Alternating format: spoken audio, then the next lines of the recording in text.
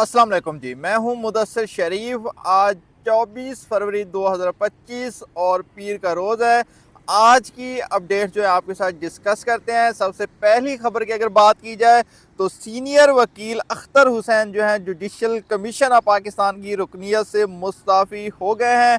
और ये जो है सीनियर वकील अख्तर हुसैन जो थे जुडिशल कमीशन ऑफ पाकिस्तान का हिस्सा थे।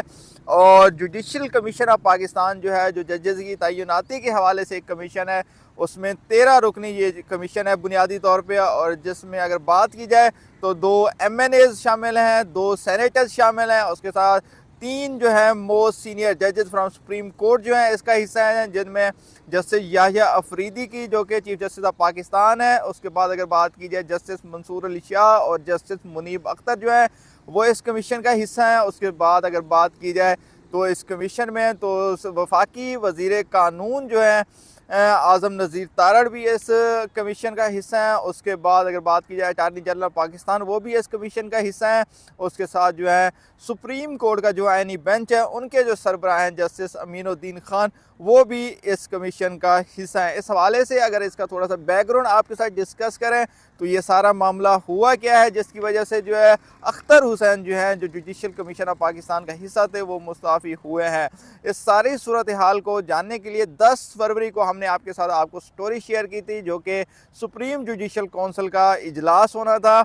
और उस सुप्रीम जुडिशल कौंसिल के इजलास के हवाले से जो है चीफ जस्टिस के साथ साथ जो सीनियर 2 वकील हैं चीफ जस्टिस मंसूर अली शाह और जस्टिस मुनीब अख्तर, इस हवाले से उन्होंने चीफ जस्टिस साहब याहिया अफरीदी जो है उनको ख़त लिखा था और कहा था कि सुप्रीम जुडिशल कौंसिल का जो इजलास है जो 10 फरवरी को होना था उसको मुलतवी कर दिया जाए। उसकी रीज़न ये बताई थी चूँकि 26वीं आइनी तरमीम जो है का केस इस वक्त सुप्रीम कोर्ट के एनी बेंच के पास है। और उस हवाले से जो है जब तक उसका फ़ैसला नहीं आ जाता तब तक सुप्रीम जुडिशल कौंसिल में जजेस की जो तैनाती है उसको मुलतवी कर दिया जाए। चूँकि सुप्रीम कोर्ट में 8 जजेस की नए 8 जजेस की तैनाती होनी थी, उस हवाले से जो है जो जस्टिस मुनीब अख्तर जो हैं और जस्टिस मंसूर अली शाह उन्होंने इस हवाले से चीफ जस्टिस ऑफ पाकिस्तान को ख़त लिखा था और इस इजलास के मुलतवी होने की जो है अपील की थी। और 10 फरवरी को जब ये इजलास हुआ तो उस इजलास में फिर इन दोनों जजेस ने इस इजलास का बाइकाट किया था और इस इजलास में शिरकत नहीं की थी। और इस इजलास में जो है फिर 6 नए जजेस और 1 जज को बतौर अबूरी जज जो है सुप्रीम कोर्ट तैनात कर दिया गया था। जबकि दूसरी जानिब अगर बात करें जाए तो चूँकि 2 सेनेटर्स और 2 MNAs भी इसमें शामिल है तो उनमें से एक पाकिस्तान तहरीक इंसाफ के चेयरमैन बैरिस्टर गौहर अली खान इसका हिस्सा है और दूसरी जानिब जो पाकिस्तान तहरीक इंसाफ से सेनेटर अली ज़फ़र जो है इसका भी हिस्सा है। तो इस हवाले से उन्होंने भी इस जो 10 फरवरी को जो है बुनियादी तौर पर सुप्रीम जुडिशल कौंसिल का इजलास हुआ था उसका बाइकाट किया था। उनका ये कहना था कि चूँकि जो कि इस्लामाबाद हाई कोर्ट में जजेस की ट्रांसफ़र हुई है उस हवाले से जो है सीनियरिटी का मसला खड़ा हुआ है और जब तक वो सीनियरिटी का मसला हल नहीं हो जाता तब तक जो है ये सुप्रीम जुडिशल कौंसिल का जो इजलास है उसको मुलतवी कर देना चाहिए। जजेस की तैनाती बुनियादी तौर पे उनका मुतालबा ये था तब तक जो है जजेस के जो है सीनियरिटी मतलब जब तक सीनियरिटी का मसला हल नहीं हो जाता तब तक ये जजेस की तैनाती जो उसको मुलतवी कर दिया जाना चाहिए। ये सीनियरिटी का मसला तब खड़ा हुआ जब इस्लामाबाद हाई कोर्ट में 3 जजेस जो हैं, एक लाहौर हाई कोर्ट से सरफराज डोगर और एक बलूचिस्तान हाई कोर्ट से और एक सिंध हाई कोर्ट से जो है ट्रांसफ़र हुए थे। और जिसके बाद जो है सीनियरिटी का मसला खड़ा हुआ था। जैसे मोहसिन अख्तर कियानी जो है पहले सीनियरिटी में दूसरे नंबर पे थे, जबकि जस्टिस सरफराज डोगर के आने के बाद जो है सीनियरिटी में वो दूसरे नंबर पे आ गया और जस्टिस मोहसिन अख्तर कियानी जो है तीसरे नंबर पे चले गए थे। अब चूँकि आमिर फ़ारूक जो है वो बतौर जज जो है सुप्रीम कोर्ट में तैनात हो चुके हैं, साबिक जो chief justice Islamabad high court थे और उनकी जगह जो है कायम मकाम जो है चीफ जस्टिस जो इस वक्त हैं वो सरफराज डोगर है, जिनका लाहौर हाई कोर्ट से जो है तबादला हुआ था, ट्रांसफ़र हुआ था। और इस सारी सूरत हाल को मद्देनज़र करते हुए वकला की जानिब से एहतजाज किया गया था और जजेस के जो है तहफ़्फ़ुज़ात भी हमने आपके साथ रखे थे जो अभी आपके साथ डिस्कस किया कि जो जज मंसूर अली शाह है, जस्टिस मंसूर अली शाह और जस्टिस मुनीब अख्तर की जानिब से ख़त लिखा गया था। उसके बाद जो है इस्लामाबाद हाई कोर्ट के 5 जजेस की जानिब से भी इस सीनियरिटी के हवाले से जो है चीफ जस्टिस ऑफ पाकिस्तान को ख़त लिखा गया है। सारे मामले को मद्देनज़र रखते हुए जो है सीनियर वकील अख्तर हुसैन जो है आज जो है सुप्रीम जुडिशल काउंसिल से मुस्ताफ़ी हो गए हैं, और इस हवाले से उनका क्या कहना था वो आपके साथ डिस्कस करते हैं। पाकिस्तान के एक सीनियर वकील अख्तर हुसैन जजेस की तैनाती करने वाले जुडिशल कमीशन की रुकनियत से मुस्ताफ़ी यानी इस्तीफ़ा उन्होंने दे दिया है। उन्होंने अपना इस्तीफ़ा चेयरमैन जुडिशल कमीशन जो कि चीफ जस्टिस ऑफ पाकिस्तान है याहिया अफरीदी को जो है जमा करा दिया है, मतलब भिजवा दिया है। अख्तर हुसैन ने सहाफ़ियों से गैर रस्मी गुफ्तगू करते हुए बताया कि जजेस सीनियरिटी जो कि इस्लामाबाद हाई कोर्ट में जजेस की सीनियरिटी का मसला खड़ा हुआ है उस हवाले से और तबादलों पर पाकिस्तान बार के मौक़िफ़ से मुत्तफ़िक नहीं था, और ऐसे में यही मुनासिब समझा कि मुस्तफ़ी हो जाऊँ, ये उनका कहना था। और अख्तर हुसैन ने अपने ख़त में लिखा कि पाकिस्तान बार कौंसिल ने उन्हें 3 बार जो है supreme judicial commission of Pakistan का रुकन नामज़द किया, और वो अपनी ज़िम्मेदारी अपनी बेहतरीन सलाहियत के मुताबिक अंजाम जो है देते रहे हैं। जबकि अख्तर हुसैन ने लिखा कि हालिया अदालती तकर्रियों से मुतल्लिक़ तनाज़ात की बिना पर मज़ीद काम जारी नहीं रख सकता, और मैं जुडिशल कमीशन ऑफ पाकिस्तान की रुकनियत से मुस्तफ़ी ही होता हूँ। उन्होंने कहा कि वो अपने इस्तीफ़े की नकल पाकिस्तान बार कौंसिल को अरसाल कर रहे हैं ताकि आइन के तहत उनकी जगह जो है नया रुकन जो है सुप्रीम जुडिशल काउंसिल में उनको नामज़द किया जा सके। और इस वक्त की इतलात के मुताबिक जो कि सुप्रीम कोर्ट में बुनियादी तौर पे जो है जजेस की तकर्रियों के हवाले से और इस्लामाबाद हाई कोर्ट में जजेस की ट्रांसफ़र के हवाले से जो मामला जो सीनियरिटी का मामला खड़ा हुआ, और उस सारी सूरत हाल को मद्देनज़र रखते हुए सीनियर वकील जो है अख्तर हुसैन ने सुप्रीम जुडिशल कमीशन के बतौर रुकन इस्तीफ़ा दे दिया है। जबकि दूसरी खबर की अगर बात की जाए तो सुप्रीम कोर्ट के आइनी बेंच ने आज फ़ौजी अदालतों में आम शहरियों के ट्रायल के हवाले से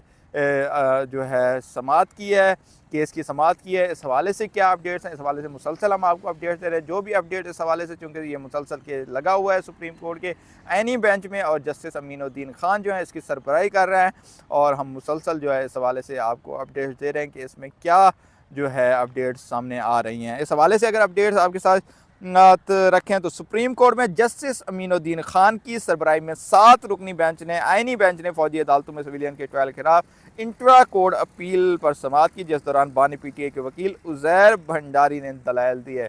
और इस दलाइल में क्या कहा कि वकील उज़ैर भंडारी ने दलाइल देते हुए आर्मी एक्ट का लदम हो गया तो भी इंसदाद दहशतगर्दी का कानून मौजूद है, एक से ज़ायद फोरम्स मौजूद हों तो देखना होगा कि मुल्ज़िम के बुनियादी हकूक़ का तहफ़्फ़ुज़ कहाँ यकीनी होगा। आइन का आर्टिकल 245 फ़ौज को अदालती इख्तियारात जो है नहीं देता है, उनका ये जानिब से कहा कि मतलब वो ये चाह रहे हैं। तो इस हवाले से इसका बैकग्राउंड थोड़ा सा आपको डिस्कस कर रहे हैं। अक्टूबर 2023 में जस्टिस इजाज़ुल एहसन की सरबराही में 5 रुकनी बेंच ने फ़ौजी अदालतों में जो है आम शहरियों के ट्रायल को कलअदम करार दिया था, जिसके बाद जो है उस वक्त की PDM की हुकूमत जो है वफाकी हुकूमत और उसके बाद बाकी फ़रीक़ैन इस हवाले से जो है दरख्वास्त दायर की थी, और जिसको जो है दिसंबर 2023 में दोबारा जो है इस फैसले को कलअदम करार दिया था, और सुप्रीम फ़ौजी अदालतों में आम शहरियों को जो ट्रायल है उस हवाले से जो है ट्रायल करने की इजाज़त दे दी गई थी। और दिसंबर 2024 में इस आइनी बेंच ने कहा था जिन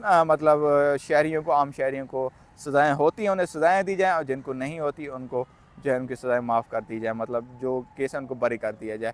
तो ये इसका बैकग्राउंड है। उस हवाले से जो है मज़ीद उनका कहना था, जस्टिस जमाल खान मंदोखेल ने सवाल किया कि अब कोर्ट मार्शल जो है अदालती कार्रवाई नहीं होता है, तो उज़ैर भंडारी ने जवाब दिया कोर्ट मार्शल अदालती इख्तियार होता है लेकिन सिर्फ फ़ौजी एहलकारों के लिए, सिविलियंस के लिए नहीं। उनका ये कहना था जो कोर्ट मार्शल होता है वो बुनियादी तौर पर फ़ौजी लोगों के लिए होता है, ना कि आम सिविलियंस के लिए होता है। जस्टिस अमीनुद्दीन खान ने कहा सिविलियंस की एक कैटेगरी भी आर्मी एक्ट में ज़ुमरे में आती है। ये तफरीक कैसे हो गई, कौन सा जो है सिविलियन आर्मी एक्ट में आता है और कौन सा जो है आम शहरी मतलब उसके ज़ुमरे में आता है।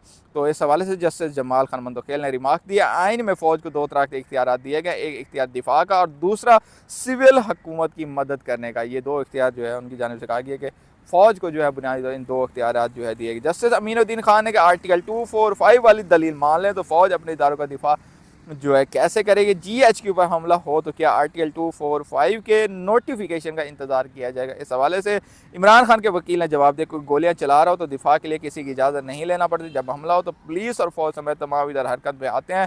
सुप्रीम कोर्ट माजी में लियाकत हुसैन केस में ये नुकता तय कर चुके, अदालत करार दे चुके। फ़ौज अगर किसी हमलावर को गिरफ्तार करेगी तो सिविल हुकाम के हवाले किया जाएगा। फ़ौज पकड़े गए बंदे के हवाले से जो है अगर कार्रवाई, मिसाल के तो अगर ऐसा कोई वाक़या होता है, मिसाल के तौर पे वो कह रहे हैं कि जैसे GHQ पे हमला या किसी और हवाले से हमला होता है या किसी फ़ौजी तनसीबात पे हमला होता है, तो उसमें क्या होगा, फ़ौजी जो है उसको पकड़ के आम जो है अदालतों में उसके केस जो चलाएँगे, पकड़ेंगे ज़रूर उसमें।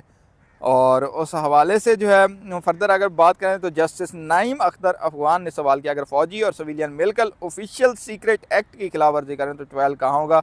वकील उज़ैर भंडारी ने कहा कि ऐसी सूरत में ट्रायल इंसदाद दहशतगर्दी की अदालत में ही होगा। इस हवाले से एक और सवाल भी इसी तरह का उठाया गया था पहले जब समाअत हुई, तो उसमें कहा था कि कौन सा केस जो है इंसदाद दहशतगर्दी में चलेगा आम सिविलियंस का, और कौन सा जो है मिलिट्री कोर्ट्स में चले, इसको कैसे डिफाइन किया जाएगा। इस हवाले से भी हमने आपके साथ डिस्कस किया। जस्टिस जमाल खान मंदोखेल ने कहा आर्मी एक्ट बनाने का मकसद क्या था, ये समझ आ जाए तो आधा जो है मसला ही हल हो जाएगा। आइन में इसको वाज़ेह लिखा कि आर्म्ड फोर्सेज से मुताल्लिक़ कानून है, सिविलियन ऑफिसर के खिलाफ तादीबी कार्रवाई में सज़ा का इख्तियार जो है नहीं दिया गया, यानी मिलिट्री कोर्ट्स में, और मिलिट्री कोर्ट में सज़ा का इख्तियार दिया गया। आर्मी ऑफिसर छुट्टी पर जुर्म सज़ा करते तो ट्रायल कहाँ होगा, क्या मिलिट्री कोर्ट का इख्तियार बहुत वसी है या महदूद है। कराची में रेंजर एहलकारों का ट्रायल सिविल कोर्ट में हुआ। जस्टिस जमाल खान मंदोखेज ने रिमार्क किया आइन पार्लियामेंट बनाती है, कानून साजी आइन के मुताबिक ही हो सकती है, कोई कानून जो आइन से मुताबिक ना रखे नहीं बनाया जा सकता। हमारे अलमिया यही है कि कानून को सियासत की नज़र किया जाता है। ये तो सही बात उन्होंने की है, हमारे यहाँ जो हर चीज़ को है उसको पोलिटिसाइज कर दिया जाता है। जस्टिस जमाल खान मंदोखेज ने कहा सलमान अकरम राजा ने भारत में कोर्ट मार्शल की अलग फोरम की बात की थी। इस पर जस्टिस अली मजहर ने कहा मेरी नज़र सलमान अकरम राजा का मौके मुख्तलिफ था। जस्टिस जमाल खान मंदोखेल ने कहा अदालत दलाइल के पाबंद नहीं, आइन के मुताबिक खुद भी फैसला कर सकते हैं। जस्टिस जमाल खान मंदोखेल ने कहा क्या पार्लियामेंट पर अगर हमला हुआ तो पार्लियामेंट पहल के लिए अलग अदालत बनाई जाए। एग्जेक्टिव और अदलिया को आइन में अलग अलग रखा गया। मिलिट्री ट्रायल में शिकायत कुनिंदा खुद एग्जेक्टिव होती है, क्या शिकायत कुनिंदा अपने मामले का जज हो सकता है। मतलब वो आर्मी के हवाले से कह रहे हैं, वो कहते हैं अगर पार्लियामेंट पर इस तरह के हमला हुआ तो पार्लियामेंट उसके लिए क्या अलहदा से जो है अदालत बना लेगी या उसकी कार्रवाई जो है अलहदा से होगी। उज़ैर भंडारी ने कहा कि अगर आर्मी एक्ट में सिविलियन की मिलिट्री ट्रायल की इजाज़त दी गई तो कल मज़ीद जराइम आर्मी एक्ट में शामिल हो जाएंगे। जस्टिस अमीनुद्दीन ने कहा आप आर्टिकल 245 की दलील दे रहे हैं, वो मामला ही अलग है। जस्टिस अली मजहर ने कहा आर्टिकल 24 के तहत फ़ौज बुलाने का मतलब ये हरगिज़ नहीं कि अदालतें चलाने का इख्तियार भी फ़ौज को जो है दे दिया जाए। और इस हवाले से जो है जस्टिस अमीनुद्दीन खान ने रिमार्क दी कि वैसे आज तक किसी वज़ीर आज़म के हवाले से, उस हवाले से भी थोड़ी सी बात हुई है कि आज तक किसी वज़ीर आज़म ने जो है 5 साल मुद्दत नहीं पूरी की है। तो उस हवाले से जो है फ़ौजी अदालतों में जो है सिविलियंस के ट्रायल से मतलब केस की समाअत जो है अब कल तक जो है मुलतवी कर दी गई है। और देखते हैं कि इस केस के क्या नताइज निकलते हैं। ये फ़ैसला कलअदम करार दिया जाता है, नहीं करार दिया जाता, ये एक लंबी बहस है वो चल रही है। और फ़ौजी अदालतों में आम शहरियों के ट्रायल के हवाले से आज जो है इतनी समाअत हुई है। और एट द एंड अगर बात की जाए तो चैम्पियन ट्रॉफी का पाकिस्तान में 19 फरवरी से आगाज़ हो चुका है और पाकिस्तान जो है अपनी बदतरीन परफॉर्मेंस के बाद जो है इस टूर्नामेंट में से जो है 29 साल बाद पाकिस्तान में खेला गया है। और 29 साल इंतज़ार करने के बाद 4 दिन के अंदर अंदर पाकिस्तान अपने दोनों मैच जो है हार कर टूर्नामेंट से बाहर हो गया है। और इस टूर्नामेंट से कोई भी ऐसी मेज़बान टीम किसी भी मुल्क में अगर कोई टूर्नामेंट हो तो पाकिस्तान ने ये रिकॉर्ड बनाया है कि पाकिस्तान जो है पहली टीम बनी है मेज़बान जो टूर्नामेंट से किसी भी टूर्नामेंट में सबसे पहले बाहर हुआ है। पाकिस्तान ने ट्राई नेशन सीरीज़ में हमने देखा था इंतहाई बुरी कारकर्दगी शो की थी, मुतासर नहीं का शायकीन क्रिकेट मुतासर नहीं हो पाए थे। अगर हम न्यूजीलैंड के हवाले से बात करें, पहला मैच बहुत बुरे से हारे, फिर फाइनल भी हम न्यूजीलैंड से हारे, फिर उसके बाद जो चैम्पियन ट्रॉफी का पहला मैच हम इंतहाई बुरे तरीके से न्यूजीलैंड से हारे। और शायकीन क्रिकेट जो है इस हवाले से बड़ी एक्सपेक्ट कर रहे थे कि पाकिस्तान इंडिया के ख़िलाफ़ जो है कुछ बेहतर कारकर्दगी जो है मुतासर कौन कारकर्दगी शो करा पाएगा, लेकिन ऐसा नहीं हुआ। और इंतहाई बुरी पैथेटिक किस्म की क्रिकेट पाकिस्तान की तरफ से खेली गई है। और इस हवाले से जो है आज पाकिस्तान जो है टूर्नामेंट से बाहर हो चुका है। आज जो है छठा मैच खेला जा रहा है ICC चैम्पियन ट्रॉफी का, जो कि न्यूजीलैंड और बांग्लादेश के दरमियान है। और देखते हैं कि इसमें कौन फाते रहता है, क्योंकि अगर मगर की सिचुएशन में पाकिस्तान हमेशा चला जाता है। इस दफ़ा अगर मगर की सिचुएशन बहुत कम है, तो ये स्पेकुलेशन इस वक्त इस तरह अगर न्यूजीलैंड को जो है बांग्लादेश हराती है, फिर न्यूजीलैंड को इंडिया भी हराता है, तो हो सकता है कि पाकिस्तान अगर बांग्लादेश को अच्छे रन रेट से हरा देता है तो हो सकता है पाकिस्तान इस टूर्नामेंट में सेमीफाइनल में। तो जिस तरह की क्रिकेट वैसे पाकिस्तान ने खेली, अगर पाकिस्तान सेमीफाइनल में यानी कि पहुँच भी जाता है तो पाकिस्तान को इखलाकी तौर पर भी ये सेमीफाइनल नहीं खेलना चाहिए, क्योंकि जिस तरह की क्रिकेट न्यूजीलैंड खेल रही है और जिस पैथेटिक किस्म की क्रिकेट पाकिस्तान ने खेली है, तो दोनों का कंपैरिजन नहीं। पहली बात तो है आज न्यूजीलैंड बड़ी आसानी से जो है 200 प्लस जो है 220 तक मैक्सिमम टारगेट है 200, क्योंकि अभी 2-4 ओवर रह गए हैं जब मैं ये वीडियो रिकॉर्ड कर रहा हूँ, तो ये वो उसको न्यूजीलैंड की क्रिकेट जो है टीम जो है बड़ा आसानी से चेज़ कर जाएगी। और पाकिस्तान का जो अगर मगर का केस है वो आज ही ख़त्म हो जाएगा और पाकिस्तान का इसमें जो है सफ़र ख़त्म हो जाएगा। आईसीसी चैम्पियन ट्रॉफी में पाकिस्तान का सफ़र जो है ख़त्म हो जाएगा। और इस हवाले से सीनियर तज्ज़ियाकारों को मैं सुन रहा था, तो उनमें से सिकंदर बख्त जो है उनका ये कहना था, जो इतने बड़े प्लेयर्स हैं हमारे बाबर आजम, रिजवान या शाहीन, हारिस या जितने भी बड़े बड़े नाम हैं पाकिस्तान में, इन सब के कॉन्ट्रैक्ट को ख़त्म कर देना चाहिए जब तक ये परफॉर्मेंसेस अपनी ठीक नहीं करते। उनकी बात से मैं एग्री करता हूँ। इनके एनओसीज़ जो है जब आप बाहर लीग्स खेलने के लिए जाने उनको बंद कर देना चाहिए, इनके कॉन्ट्रैक्ट्स को ख़त्म कर देना चाहिए, इनके जो एड्स मिलते हैं उनको ख़त्म कर देना चाहिए, एड्स में काम करने से मना कर देना चाहिए इनको।